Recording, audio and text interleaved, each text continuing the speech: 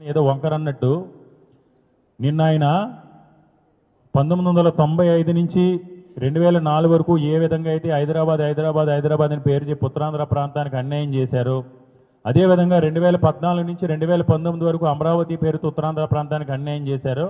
ఇప్పుడు కూడా 2024లో అధికారంలోకి వచ్చిన తర్వాత కూడా అమరావతి మీద దత్తపుత్రిక ప్రేమ చూపిస్తూ ఉత్తరాంధ్ర ప్రాంతం మీద సౌతి ప్రేమ చూపించు ఇక్కడ అభివృద్ధిని కానీ ఇక్కడ తీసుకొచ్చే ప్రాజెక్టుల విషయంలో కానీ కేవలం టీవీల్లో ప్రకటనలకో పేపర్లకో పత్రికలకో పరిమితమయ్యి వివక్ష చూపిస్తూ ఉన్నారు.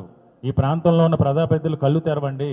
మీకు ఈ ప్రాంతంలో ఉన్న ప్రజలు ఓట్లేసి వలస వచ్చిన నాయకులు కూడా, ఈ ప్రాంతానికి వలస వచ్చిన రాజకీయ నాయకులు కూడా, ఉత్తరాంధ్ర ప్రాంత ప్రజలు, విశాఖపట్నం జిల్లాలో ప్రజలు మిమ్మల్ని హక్కురు చేసుకుని మీకు రాజకీయ భవిష్యత్తు ప్రసాదించారు. దానికి కృతజ్ఞతగా అయినా సరే, కళ్ళు తెరిచి మీ నాయకుడు చంద్రబాబు నాయుడు గారు తీసుకున్న నిర్ణయాలపైన మీరు ఎప్పటికైనా ప్రశ్నించి ప్రజా అభిప్రాయానికి అనుకూలంగా